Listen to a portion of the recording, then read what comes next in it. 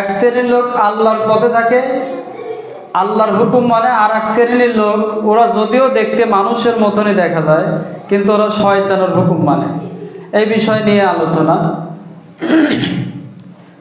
আল্লাহ তাআলা বলেছেন, আলাম আ'হাদ ইলাইকুম ইয়া বানি আদম আল্লা তা'বুদুশ শাইতান। আল্লাহ তাআলা সূরা ইয়াসিনের 7 নম্বর আয়াতে আল্লাহ তাআলা বলেছেন, হে বনি আদমেরা, আমি কি তোমাদের নির্দেশ দেই নাই যে তোমরা শয়তানকে অনুসরণ করো না? আল্লাহ তাআলা বলেছেন, হে আদমের সন্তানেরা, তোমাদেরকে আমি বলতেছি যে তোমরা শয়তানের হুকুম ফলো করো না, শয়তানের হুকুম মানো না, শয়তানের আদেশ তোমরা মানো না। আল্লাহ তাআলা বলেছেন, আমি কি তোমাদের নির্দেশ দেই নাই? এখানে হচ্ছে কোমা আছে, প্রশ্নবোধক চিহ্ন। আমি কি তোমাদের নির্দেশ দেই নাই যে তোমরা শয়তানকে অনুসরণ করো না, শয়তানের হুকুম মানো না, শয়তানকে তোমরা বন্ধুরূপে মেনো না? আমরা যদি বলি আল্লাহ শয়তানের হুকুম কি, আল্লাহ তাআলা বলেছেন আজান হলে নামাজে আসবে, এটা আল্লাহর হুকুম। আর শয়তান বলে আজান হয়েছে তাতে কি, এত ঠান্ডার মধ্যে কি ওযু করা যায়? তুই লেপের তলে থাক, ঘুমা, আর একটু পরেই যা, আর একটু পরেই যা। আল্লাহ বলেছেন আজান হলে বান্দা নামাজে যাবে, আর শয়তান বলে তুই নামাজে যাস না, এত ঠান্ডা পানি দিয়ে কি ওযু করা যায় নাকি? এই দেখেন আল্লাহর অর্ডার আর ওইটা হচ্ছে শয়তানের অর্ডার। শয়তান অনেক সময় যেতে যায়, অনেক সময় আমরা আজান দিচ্ছে যে না আর একটু গল্প করেই যাই, আর একটু ব্যবসা করেই যাই, আর একটু ডিউটি করে যাই, আর একটু ঘুম পেরেই যাই, এরকম চিন্তা হয় না? এরকম হয়। কিন্তু তাহলে আজান হলে নামাজে আসবে, এটা আল্লাহর হুকুম। আর শয়তান বলে নামাজে যাইস না, ওইটা শয়তানের হুকুম। দেখেন তাহলে এখানে যারা নামাজে আসে এরা আল্লাহকে মানে, আল্লাহর হুকুম মানে, যারা আসে না এরা শয়তানের হুকুম মানে। আল্লাহ তাআলা বলেছেন মাহে রমজানে সিয়াম সাধনা করার কথা, মাহে রমজানে রোজা থাকার কথা, অথচ আমরা অনেকেই অনেক বাহানা বলি যে আমার গ্যাসের সমস্যা হয়, আমি থাকতে পারি না, ক্ষুধা লাগে, আমার কষ্ট হয়, এরকম অনেক তাল বাহানার কথা বলে রোজা থাকি না। আল্লাহ বলেছেন রোজা হচ্ছে আমার হুকুম, তোমরা সিয়াম পালন করো, সিয়াম সাধনা করো। আর শয়তান বলে তুই থাকিস না, না থাকলে কি হবে, 50-60 জন মিসকিন খাওয়ায় দিলেই তো হয়ে যায়। অথচ একটা রোজার সমপরিমাণ সব তামাম পৃথিবীর মানুষকে খাওয়ালেও হবে না, একটা রোজার যে সমপরিমাণ সব হবে না। এখন আমরা অনেকেই ভাবি কি যে আমি রোজা থাকবো না, মানুষ খাওয়াই দেবো। এটা কার জন্য এই মাসালা? যে ব্যক্তি অসুস্থ, যে ব্যক্তি অসুস্থ, অসুস্থ বোঝেন, বিছনায় পড়ে আছে, রোজা থাকার তার শক্তি নাই, এই ব্যক্তির জন্য 60 জন মিসকিনকে খাওয়াই দিলে তার পরিপূর্ণ হয়ে গেল। কিন্তু আমি সুস্থ, বাহানা দিচ্ছি গ্যাসের সমস্যা, থাকতে পারি না, ক্ষুধা লাগে, নানান কথাবার্তা, এই ব্যক্তির জন্য তো ওই মাসালা না, ওটা অসুস্থ ব্যক্তি, মুমূর্ষু, মৃত্যু পথযাত্রী রোগীর জন্য। আল্লাহ তাআলা বলেছেন যে রোজা হচ্ছে আমার হুকুম, আর রোজা না থাকা হচ্ছে শয়তানের হুকুম। শয়তান বলে রোজা থাকিস না, আর আল্লাহ বলে তুই সিয়াম পালন কর। আল্লাহ তাআলা বলেছেন তোর যদি সামর্থ্য থাকে তুই জাকাত দে, শয়তান বলে জাকাত দিস না, জাকাত দিলেই তোর অর্থ কমে যাবে। শয়তান বলে, দেখেন শয়তান বলে তুই জাকাত দিলেই অর্থ কমে যাবে, 1000-এ 25 টাকা, 100 টাকায়, 100 টাকায় হচ্ছে 2.5 টাকা। শয়তান বলে দিস না, তোর কষ্টের টাকা, তুই আবার মানসিক দিবি, তুই রাখ, তুই কারণের চরিত্র ধারণ কর। কারণের এত অর্থ সম্পদ ছিল মানে বলার মতো না কারণে, অথচ কিন্তু সে কিন্তু ওই জাকাত দেয় নাই, ও ভাবতো দিলেই কমে যাবে। এইরকম কারণ মার্কা মানুষ আমাদের সমাজেও আছে, জানে যে আমার অর্থ সম্পদ অনেক, 1 তলা 2 তলা 5 তলা বিল্ডিংও আছে, জমিও 10-20 বিঘি, এরপর হচ্ছে মাসে ইনকামও গাদি, অথচ জাকাত দিচ্ছে না, মনে মনে চিন্তা দিলেই কমে যাবে। অথচ আল্লাহ তাআলা বলেছেন 100 টাকায় 2.5 টাকা, 1000-এ 25 টাকা। এই টাকাটা হচ্ছে গরিবের হক। তুমি যদি এই টাকা দাও, তোমার ওই টাকাটা পরিশুদ্ধ হলো। এই টাকাটা তুমি যদি দাও, তাহলে তোমার দ্বারা আর একটা অসহায় দরিদ্র মানুষ খাবার পেল। আর যদি তুমি না দাও, কোনো সমস্যা নাই, তোমার পায়ে তুমি কুড়াল মারলে ওই টাকা আল্লাহ যে কোনো ভাবে বের করে নিয়ে যাবে। ওই টাকা আল্লাহ যে কোনো ভাবে নিয়ে যাবে, ধরে রাখতে পারবেন না, কিন্তু ওটা নিয়েই যাবে 100%। আল্লাহর ওয়াদা।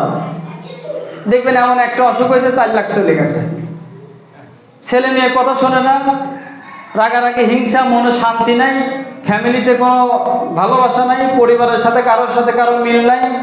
দেখছেন, অশান্তিতে আপনাকে আল্লাহ রাখবে। সেই জন্য আল্লাহ বলেছেন, সামর্থ্য থাকলে জাকাত দিবে, এটা আল্লাহর হুকুম। সামর্থ্যবান জাকাত না দিলে, যদি শয়তানের হুকুম মানে, তাহলে ওই ব্যক্তি জাকাত দেয় না, যে ব্যক্তি সামর্থ্য থাকা পরেও জাকাত দেয় না। এরপর আল্লাহ তাআলা বলেছেন, তোমার হজ করার সামর্থ্য আছে, যদি তুমি হজে না যাও, তাহলে শয়তান জিতে যাবে। শয়তান বলবে, 5 লাখ টাকা দিয়ে হজে যাবি, 1 বিঘে জমি রাখ, 1 বিঘে জমি রাখে 5 লাখ টাকা, এই সর্বনাশ। শয়তান বলে, যাইস না হজে, যাইস না। কি তুই উমরায় যা, ঘুরিয়ে আয়, 1 লাখ টাকাতে ঘুরে আসি। হাজি রুমাল মাথায় দিয়ে ঘুরে বলে বেড়া, আমি উমরা করছি, আমি হাজি। দেখছেন, এরকমও কিছু লোক আছে, অথচ সামর্থ্য কিন্তু আছে, সামর্থ্য আছে, কিন্তু হজে যায় না। এরকম লোক নাই দেশে, মেলা আছে, অনেক আছে। সেই জন্য সামর্থ্য থাকা পরে যদি হজে যায়, আল্লাহর হুকুম মানল। যদি হজে না যায়, কার হুকুম মানল? শয়তানের হুকুম। আল্লাহ তাআলা বলেছেন, এই পৃথিবীটা আল্লাহ তৈরি করেছেন, জমিন আল্লাহর, আসমান আল্লাহর, সূর্য তারা সব কিছুই আল্লাহর। আমি আপনি কার? আমি আপনিও আল্লাহর। আল্লাহ বলেছেন, জমিন আসমান সবই আমার, তুমি ব্যক্তি, তোমাকে আমি তৈরি করেছি, তুমিও আমার। অথচ তুমি যদি আমার আইন, আমার শাসন, আমার কোরআন দিয়ে ইসলামী রাষ্ট্র কায়েম হোক, এই চিন্তা চেতনা যদি না থাকে তোমার মধ্যে, তাহলে তুমি শয়তানকে অনুসরণ করলে। শয়তান বলবে, তুই এমন একটা দল করিস, এরা হচ্ছে তাগুত, এরা হচ্ছে বাতিল, এরা হচ্ছে নাস্তিক মার্কা দল, এরা হচ্ছে আল্লাহর আইন মানে না, ক্ষমতায় গেলে শরীয়ত মানবে না, আগেই বলে দেয়। এরকম লোকদের পিছে তুই চলে চলে তুই জীবনটা নষ্ট করিস। অথচ শয়তান বলে, তুই এদের পাশেই থাক, 500-1000 করে টাকা পাবি, মানুষের বাড়ি কামলা দেওয়া লাগবে না, জমি জমা মানুষের বাড়ি গাড়ি দখল দিয়ে খাইতে পারবি, রাস্তাঘাট বাজারঘাট বিক্রি করে তুই তোর জীবন চলে যাবে সুখে শান্তিতে, তুই তোর একটা পাওয়ার নিয়ে চলতে পারবি। আর তুই যদি আল্লাহর আইন তুই যদি চাস, আল্লাহর দাসত্ব যদি চাস, আল্লাহর আইন দিয়ে সমাজ যদি প্রতিষ্ঠিত করতে চাস, তাহলে তুই তো সুদ খাইতে পারবি না, ঘুষ খাইতে পারবি না, অন্যের জমি তুই দখল দিতে পারবি না, বাজারঘাট অবৈধভাবে বিক্রি করতে পারবি না, তুই তো এগুলো পারবি না। সেই জন্য শয়তান বলে, তুই শয়তানের দলেই থাক। শয়তান বলে, তুই এই দলেই থাক, টাকা পাচ্ছিস, ক্ষমতা পাচ্ছিস, পাওয়ার পাচ্ছিস, টাকা পয়সা, বাড়ি গাড়ি, রাস্তাঘাট, ব্যাংক ব্যালেন্স সবই পাচ্ছিস। আল্লাহর আইন যদি বাস্তবায়নের জন্য তুই যদি বলিস, তাহলে তো তোর এই টাকা পয়সা পাবি না, এই টাকা পয়সা তোর আসবে না। আল্লাহ বলেছেন, জমিন যেহেতু আল্লাহর, আসমান আল্লাহর, বান্দা তুমিও আমার, এই কোরআনটাও আল্লাহর। এই কোরআন দিয়ে যারা রাষ্ট্র পরিচালিত হোক, যারা এই কোরআন দিয়ে সমাজ পরিচালনা হোক, যারা এই কোরআনের রাষ্ট্র কায়েম হোক, এইটা যারা মনে চায় না, চেষ্টাও করে না, এরা হচ্ছে কাফের। এরা হচ্ছে কি? কাফের। কারণ আল্লাহ তাআলার পবিত্র কোরআনের আয়াতে আল্লাহ তাআলা বলেছেন, যারা আমার আইন দিয়ে সমাজ প্রতিষ্ঠিত হোক, এইটা যারা চায় না, যারা চেষ্টা করে না, মনে প্রাণে যারা বিশ্বাস করে না, এলাই হলো কাফের। আর যারা আল্লাহর আইন সমাজে বাস্তবায়িত হোক, আল্লাহর আইন সমাজে প্রতিষ্ঠিত হোক, এর জন্য নিজের জান প্রাণ দিয়ে, অর্থ সম্পদ দিয়ে যারা চেষ্টা করে, এলাই হলো প্রকৃত ইমানদার, মুত্তাকি। এরাই যাবে আল্লাহ তাআলার জান্নাতে। আর যারা আল্লাহর দ্বীনকে বিজয় করার জন্য যারা নিজের জীবন দিয়েছে, মানুষকে সৎ পথে আহ্বান করেছে, মানুষকে সৎ নেতৃত্ব তৈরির জন্য পরিশ্রম করেছে, এরা যাবে আল্লাহর জান্নাতে। আর যারা তাগুদের, যারা ওই বাতিলের, যারা নাস্তিক মার্কা দলের পিছনে থেকে থেকে জীবনটা নষ্ট করে দিয়েছে, কিয়ামতের দিন যখন হাসরের ময়দানে ওই সকল লোকেরা জাহান্নামে যাবে, আল্লাহকে বলবো, আল্লাহ আমরা তো এই নেতার কথা মতোই অমুক নেতার বাড়ি ঘরে আগুন দিছি, এই নেতার কথা মতোই তো আমরা হচ্ছে জুলাই আন্দোলনের শত শত ছাত্রদেরকে হত্যা করেছি, আমরা তো এই লোকের কথা মতোই তো নিজামীর বিরুদ্ধে সাক্ষী দিয়েছি, আমরা তো এই লোকের কথা মতোই তো সাইদি সাহেবের বিরুদ্ধে সাক্ষী দিয়েছি, ভালো ভালো মানুষকে হত্যা করেছি, আল্লাহ আমাদের কোনো দোষ নাই, এই নেতার কথা মতো আমরা এই কাজ করেছি। তখন ওই নেতাকে বলবে, তুমি নাকি বলছো? ওই নেতা তখন বলবে, আল্লাহ আমি তো এমনি এমনি বলি নাই, আমি টাকা দিছি জন্য এরা করছে, আমি তো এমনি দিয়ে বলি নাই, টাকা দিছি তাই করছে। বোঝেন নাই?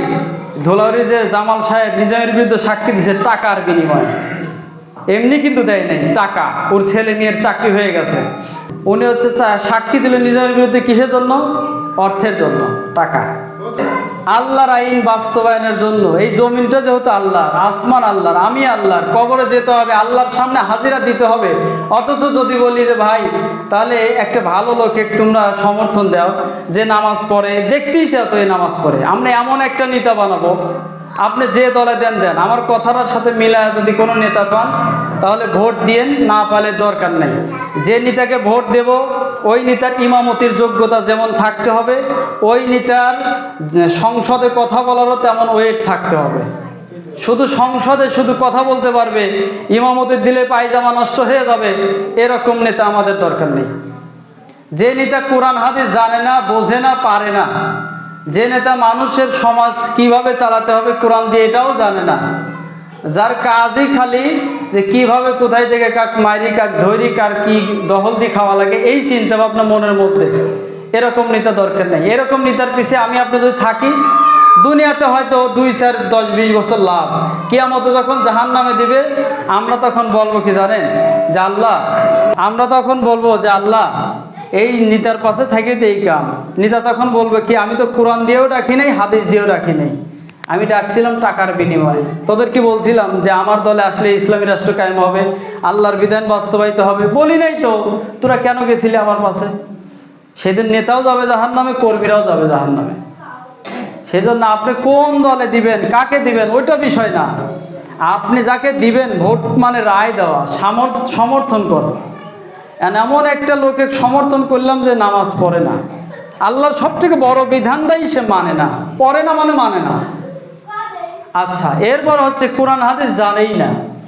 এরপর হচ্ছে এমন একটা লোকে দিলাম যার চেহারার মধ্যে নবীজির সুন্নতি নেই, এমন একটা লোকে দিলাম যার আমানত সে খেয়ানত করে, অন্যের জমি দখল করে, বাজারঘাট ক্ষমতায় আসার আগেই বিক্রি করে শেষ করে দিল। এরকম যদি দেন তাহলে ক্ষমতায় আসার পরে কি হবে বলেন? আপনি কি হবে? আপনাকে একদিন পায়ে ধরবে, একদিন তারা ভোট নেওয়ার জন্য পায়ে ধরবে, ক্ষমতায় গেলে 5 বছর আপনাদেরকে পায়ে ধরায় ছাড়বে, 5 বছরে আপনাদেরকে তিলে তিলে শেষ করে দিবে। সেজন্য হিসাব নিকাশ আপনাদের করতে। আমরা অনেকেই ভাবি যে ওরা আসবে না, ওরাই আসবে, ওরা দিচ্ছি জন্যই আসতেছে। আমরা সবাই যদি বলি ওদেরকে বারে বারে দেখছি, এদেরকে একবার দেখি, হয়ে গেল। বোঝেন নাই কথা? ওদেরকে বারে বারে দেখছি, এদের দেখি নেই, একবার দিয়ে দেখি এদের কথা কাজে কেমন। যদি দেখি না এরাও ওদের মতো জীবনের মতন তালাক দিয়ে দেব। ওদেরকে শুধু তালাক দিয়ে একবার দেন, এরা যদি ওর অর্ধেকও খারাপ করে এদেরকে বাইন তালাক দেবো। বাইন তালাক বোঝেন? মানে আজীবনের জন্য এদের তালাক, এদের রাজনীতিই যাতে আর বাংলাদেশে না করতে পারে এমন আন্দোলন গড়ে তোলা হবে। কিন্তু একটা বার তো এদেরকে দিয়ে দেখা লাগবে, না দিয়ে দেখলে বুঝবো কে ভাই এরা কেমন। ওদেরকে তো 3 বার দেখছেন, 5 বার দেখছেন, 7 বার দেখছেন, এদের একবার দিয়ে দেখেন।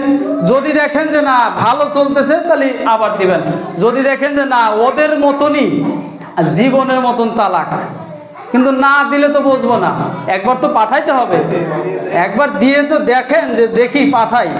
আল্লাহ তাআলা বলেছেন ওয়ানি'বুদুনি হাযা সিরাতুম মুস্তাকিম। আল্লাহ তাআলা বলেছেন আমার পথটাই হলো সঠিক পথ। কার পথ সঠিক? আল্লাহর পথটাই হলো সঠিক পথ। আল্লাহর পথের বাইরে, আল্লাহর মতের বাইরে, আল্লাহর আইনের বাইরে যদি আমরা কোনো ব্যক্তি, কোনো নেতা, কোনো মানুষের তৈরি করা আইন, যদি কোনো মানুষের তৈরি করা মতবোধের মধ্যে যদি আমরা যাই, তাহলে আমরা কুফরের দিকে চলে যাব।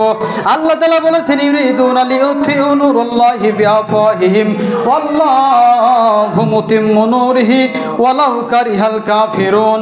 আল্লাহ তাআলা বলেছেন ওরা আল্লাহর আইনকে, ওরা আল্লাহর দ্বীনকে, ওরা আল্লাহর বিধানকে ওরা ফু দিয়ে নিভিয়ে দিতে চায়, কিন্তু আল্লাহ তাআলা বলেছেন আমি আল্লাহ, আমার ইসলাম, আমার দ্বীন বিজয় একদিন হবেই হবে। হয়তো তোমাকে সঙ্গে নিয়ে ইসলাম বিজয় হবে, অথবা তোমাকে ছাড়াই ইসলাম বিজয় হবে। আল্লাহর দ্বীন, আল্লাহর বিধান, আল্লাহর ইসলাম একদিন বিজয় হবে। হয় আমি সঙ্গে থাকবো অথবা আমি থাকবো না, কিন্তু আল্লাহর দ্বীন, আল্লাহর বিধান একদিন বাস্তবায়িত হবেই হবে।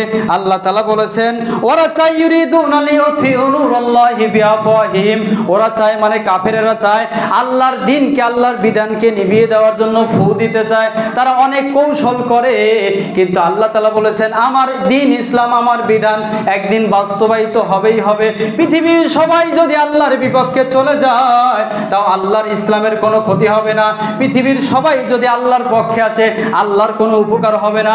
আল্লাহ বলেছেন ক্ষতি লাভ তোমার মধ্যেই। তুমি যদি আমার হুকুম মানো তুমি জান্নাতে যাবে, আমার হুকুম যদি না মানো, আমার হুকুম বাস্তবায়নের জন্য যদি চেষ্টা না করো, তুমি জাহান্নামে যাবে। ক্ষতি তোমার এবং লাভ তোমার, আমার কিছুই না, আল্লাহর কিছুই না। যদি আল্লাহর আইন মানি আমি জান্নাতে যাব, আল্লাহর আইন না মানলে আমি জাহান্নামে যাব। লাভ লস আমার। আল্লাহ বলছেন লাভ লস, সূরা সফফাতের 8 নম্বর আয়াত, লাভ লস বান্দা তোমার, এখানে তো আমার কিছুই নেই, আমি শুধু সঠিক পথ দেখাই দিলাম। ইহদিনাস সিরাতুল মুস্তাকিম, সঠিক সরল পথে বান্দা তুমি চলো। আল্লাহ তাআলা বলেছেন, আল্লাহ তাআলা বলেছেন আল্লাযীনা কাফারু ওয়া কাযযাবু বিআয়াতিনা উলাইকা আসহাবুল জাহিম। আল্লাহ সূরা হাদীদের 19 নম্বর আয়াতে বলেছেন যারা কাফের, আল্লাহর আইন মানে না, আল্লাহর আইন বাস্তবায়িত হোক চায় না, তারা যারা অস্বীকার করে আল্লাহর বিধানকে, এরাই যাবে জাহান্নামে। কোথায় যাবে? এই দেখেন ওয়াল্লাযীনা কাফারু ওয়া কাযযাবু বিআয়াতিনা উলাইকা আসহাবুল জাহিম, যারা কাফের এবং আমার নিদর্শন অস্বীকার করেছে, এরাই যাবে হচ্ছে জাহান্নামে, এরাই যাবে জাহান্নামে। সূরা হাদীদ আয়াত নম্বর 19 পড়ে দেখবেন। যারা আল্লাহর আইন মানে না, বিশ্বাস করে না, বাস্তবায়িত হোক চায় না, আল্লাহর আইনকে অস্বীকার করে, তুচ্ছ তাচ্ছিল্য করে, এরাই যাবে, আল্লাহ বলছেন এরাই যাবে হচ্ছে জাহান্নামে। আল্লাহ বলছেন এরাই যাবে জাহান্নামে। আর যারা মুত্তাকি এরাই যাবে আল্লাহর জান্নাতে।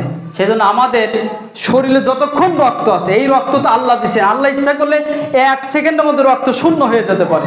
আল্লাহর দেওয়া জীবন দিয়ে, আল্লাহর দেওয়া এই শরীর দিয়ে, আল্লাহর দেওয়া জবান দিয়ে, আল্লাহর দেওয়া হাত দিয়ে আল্লাহর পক্ষেই সব সময় থাকবে ইনশাআল্লাহ। রাজি আছেন তো? আল্লাহ একবার জবান দিছে, একবার জীবন দিছে, একবারই, আর দ্বিতীয়বার সুযোগ হবে না। আপনি ন্যায়ের পক্ষে থাকলেও যেদিনে মৃত্যু, অন্যায়ের পক্ষে গেলেও আপনি সেই দিনে মৃত্যু। আপনি যদি হকের পথে থাকেন তাও যেদিনে আপনার মৃত্যু, বাতিলের পক্ষে থাকলেও সেই একই দিনে মৃত্যু। অতএব আমার এই জীবন আল্লাহ যেহেতু দিছে, যতক্ষণ জান আছে, হৃৎপিণ্ড যতক্ষণ লড়ে, ততক্ষণ আল্লাহর আইনের বাস্তবায়নের জন্য জান প্রাণ দিয়ে চেষ্টা করে যাবো ইনশাআল্লাহ। আল্লাহ তাআলা সকলকে মানার তৌফিক দিন, আমিন। আসসালামু আলাইকুম ওয়া রাহমাতুল্লাহ।